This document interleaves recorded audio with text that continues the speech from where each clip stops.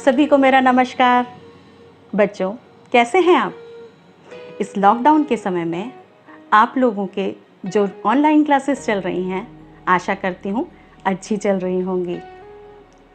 आप सभी जानते हैं मैं आपकी म्यूज़िक टीचर अनीमा मैम। मैंने और मेरे सभी साथियों ने मिलकर सोचा कि ये जो आपकी एकेडमिक्स क्लासेस चल रही हैं, इसके बीच में हम लोग क्यों ना थोड़ा थोड़ा म्यूज़िक भी सीखें, कैसा रहेगा? तो चलिए, अब मैं आपको एक छोटी सी कहानी सुनाती हूँ। ये कहानी है दो व्यक्तियों की। पहले हैं पंडित विष्णु दिगंबर पलुस्कर जी और दूसरे पंडित विष्णु नारायण भातखंडे जी। ये बहुत सालों पुरानी बात है, जब संगीत का उतना प्रचार प्रसार नहीं था। तब संगीत केवल मुगलों के दरबार में गाया और बजाया जाता था। उस समय उस्तादों का खिताब बहुत प्रचलन में था।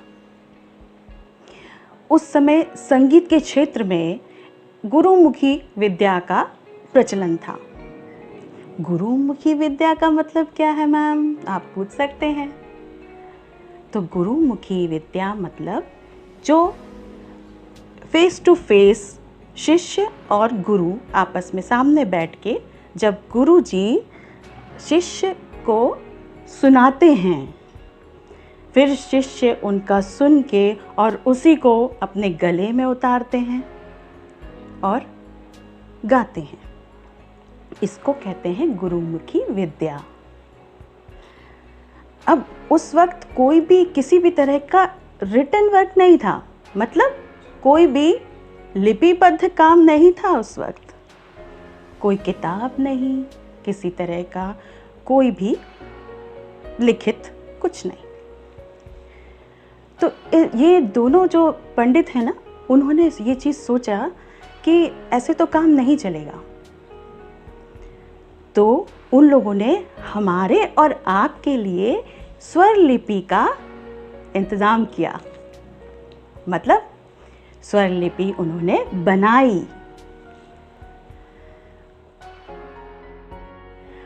अब स्वर लिपि का निर्माण तो हो गया।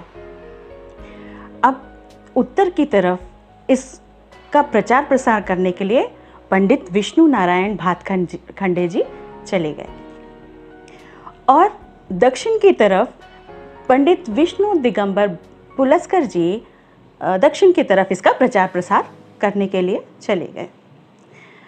अब आज जो हम लोग देखते हैं इंडियन क्लासिकल म्यूज़िक और कर्नाटकी म्यूज़िक, ये दोनों चीज़ों का निर्माण इन्हीं ने किया है। जो हम आज सीख रहे हैं वो है इंडियन क्लासिकल म्यूज़िक। भारतीय शास्त्रीय संगीत में कुल स्वरों की संख्या 12 है। अब आप बोल सकते हैं कि मिस 12 कैसे? हम तो हमेशा 7 ही गिनते हैं। 7 कैसे? देखिए, सा रे गा मा पा धा नी और एक और क्या है, सा। तो जब हम ये सा और ये सा एक ही हो जाता है, तो कैसे लेंगे हम? सा रे गा मा पा धा और नी। तो कितने हुए? 7। अब ये तो 7 हो गए, लेकिन इनके बीच में भी एक स्वर है जिनको हम कहते हैं कोमल और तीव्र। कोमल स्वर 4 कौन कौन से? रे, गा, धा और नी। और एक स्वर बचा, वो क्या है? वो है मा तीव्र। पहले मैं बता दूं कि कोमल स्वर के नीचे एक आड़ी रेखा खींची जाती है, उससे हम पहचानते हैं कि वो कोमल है। और तीव्र माँ को हम कैसे लिखते हैं? उसके माँ के ऊपर एक खड़ी रेखा छोटी सी लगा देते हैं, तो वो तीव्र माँ कहलाता है। तो अब कुल कितने स्वर हमारे पास हो गए? 12। ठीक है। अब हमने ये तो सीख लिया कि इनको लिखते कैसे हैं। अब इनको गाते कैसे हैं, इसकी पद्धति क्या है, इसके लिए हम चलते हैं आशीष सर के पास। तो आइए चलिए।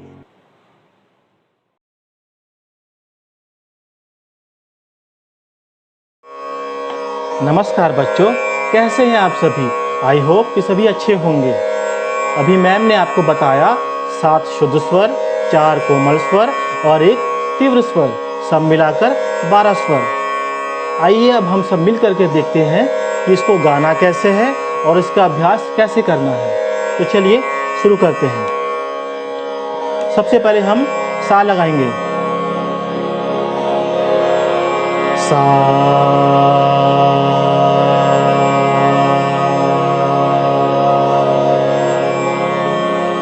सा,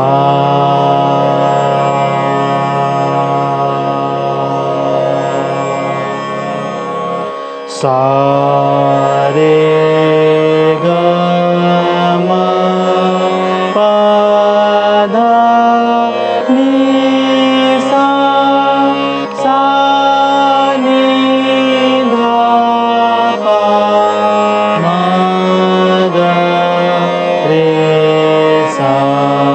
अगेन सा रे ग म प ध नि सा, सा नि ध प म ग रे सा।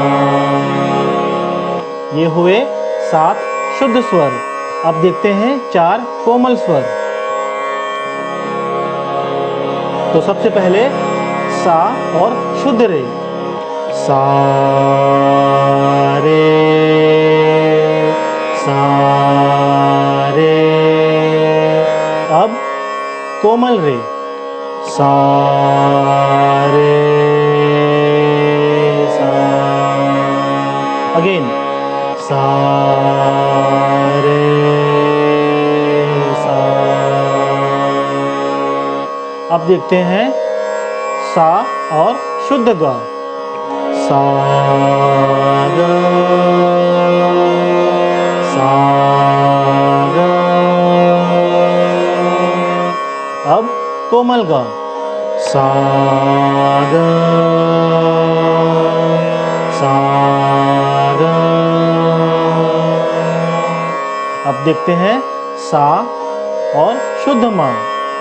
सा म,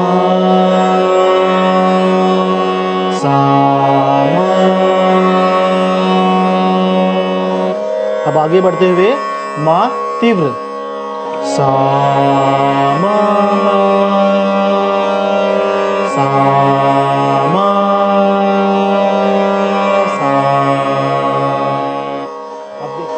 अब हम देखते हैं सा और शुद्ध ध।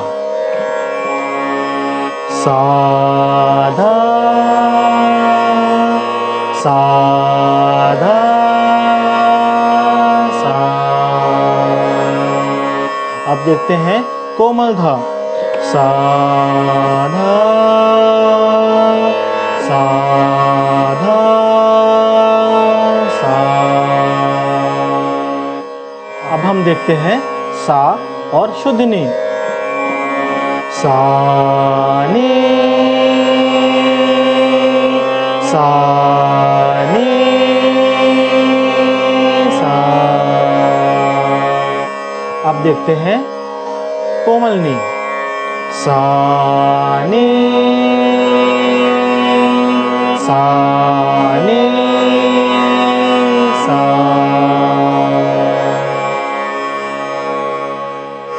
अभी आपने देखा 7 शुद्ध स्वर, 4 कोमल स्वर और 1 तीव्र स्वर। टोटल सभी मिलाकर 12 स्वरों का अभ्यास कैसे करना है। तो आई होप कि आप सभी को समझ में आ गया होगा। इसका आप घर में अभ्यास करें। Thank you so much. अभी तक आपने सीखा कि स्वरों को कैसे गाया जाता है। आइए अब हम नए विषय की तरफ चलते हैं। वो है संगीत में सप्तक। सप्तक क्या है और ये कितने प्रकार के होते हैं? पहले सप्तक क्या है? सप्तक 7 स्वरों के समूह को सप्तक कहते हैं। सप्तक 3 प्रकार के होते हैं। पहला मंद्र सप्तक, दूसरा मध्य सप्तक, तीसरा तार सप्तक। तार सप्तक। पहला मंद्र सप्तक। मंद्र सप्तक जिसमें स्वरों की तारता या पिच बहुत लो होती है, उसको हम मंद्र सप्तक कहते हैं। मंद्र सप्तक को लिखने का तरीका क्या है? उनके नीचे एक छोटी सी बिंदु लगाई जाती है। अब हम आते हैं मध्य सप्तक की तरफ। मध्य सप्तक मतलब मंद्र सप्तक से थोड़ा सा ऊंचा जिसकी तारता होती है, उसे हम मध्य सप्तक कहते हैं। मध्य सप्तक को लिखने के लिए किसी भी तरह का कोई चिन्ह नहीं है। अब हम चलते हैं तीसरे नंबर पे, तार सप्तक। तार सप्तक मतलब जहां पे स्वरों की तारता या पिच मध्य सप्तक से और ऊंची होती है, उसे हम तार सप्तक कहते हैं। तार सप्तक को लिखने का तरीका क्या होता है? उनके स्वरों के ऊपर एक छोटा सा बिंदु लगाया जाता है, जिससे हम पहचान सकते हैं कि ये तार सप्तक के स्वर हैं। तो कौन कौन से हुए? पहला मंद्र सप्तक, दूसरा मध्य सप्तक और तीसरा तार सप्तक। आइए चलते हैं आशीष सर के पास और सीखते हैं इसको गाया कैसे जाता है। अभी तक आपने देखा कि मैम ने आपको बताया सप्तक क्या है, सप्तक कितने प्रकार के होते हैं। तो सप्तक 3 प्रकार के होते हैं, मंद्र सप्तक, मध्य सप्तक और तार सप्तक। अब आइए हम देखते हैं कि इसका अभ्यास कैसे करना है। तो सर्वप्रथम जब हम सरगम गा रहे थे तो हम उसे मध्य सप्तक में गा रहे थे।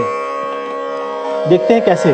सा रे गा मा पा धा नी सा, सा नी धा पा मा गा रे सा। ये हुआ मध्य सप्तक। अब हम मध्य सप्तक का जो स्टार्टिंग का सा है, उससे यदि हम नीचे गाते हैं तो वो होगा मंद्र सप्तक। कैसे? देखिए, सा सा नी धा नी सा, सा नी धा नी सा। अब मध्य सप्तक से और आगे ऊपर हाई में जाएंगे तो वो होगा तार सप्तक। देखिए कैसे। ये है मध्य सप्तक। सा रे गा मा पा धा नी सा। अब हम इससे हाई जाएंगे तो वो हो जाएगा तार सप्तक। सा सा रे गा मा गा रे सा, सा रे गा मा गा रे सा। तो आई होप कि आपको सप्तक का अभ्यास कैसे करना है, तीनों सप्तक का अभ्यास वो समझ में आ गया होगा। तो इसका इसी तरह अभ्यास करें। Thank you so much.